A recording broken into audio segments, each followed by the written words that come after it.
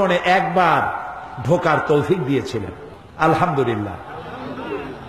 আমার চোখের সামনে অনেক রাজা বাদশা আমার চোখের সামনে ঢুকছে।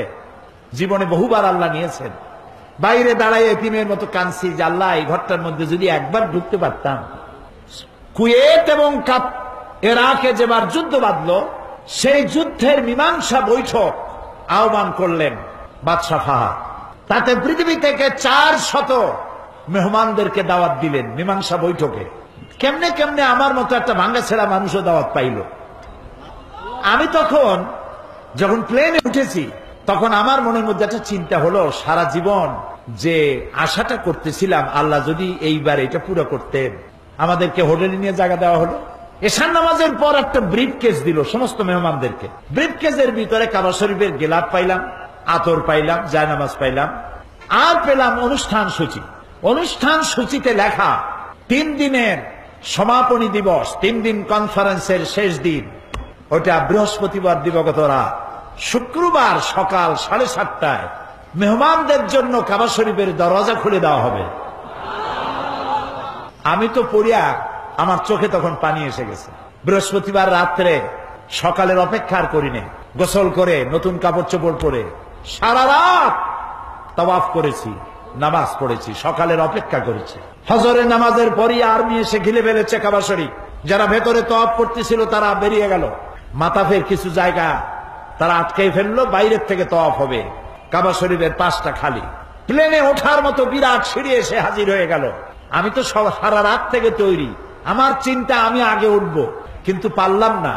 তৎকালীন আজাদ কাশ্মীরের প্রেসিডেন্ট সর্দার আব্দুল কাইয়ুম উঠে পড়লেন আগে। 2 নম্বরে উঠলেন রাশিয়া এবং আফগানের যুদ্ধের নেতৃত্ব দিয়েছিলেন আব্দুর রব আস-সাইয়াফ আর-রাসূল। তিনি আফগান মুক্তিযুদ্ধের সর্বাধিনায়ক, তিনি উঠলেন। 3 নম্বরে আল্লাহ তার গোলামকে চান্স করে দিলেন। ভিতরে ঢুকে তখন তো আর কাবা একদিকে নাই, চারোদিকে কাবা।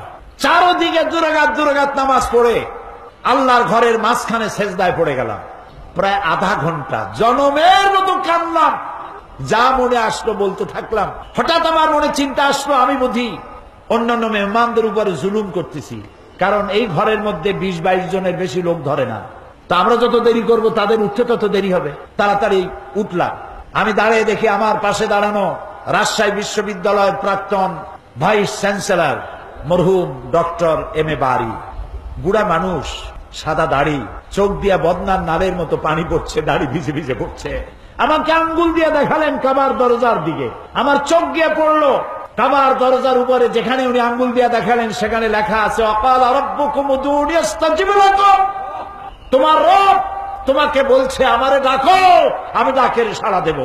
আমি আবারও কানলাম, আল্লাহ আমার কাম আমি করছি, এবার জবাব দেওয়ার মালিক তো তুমি।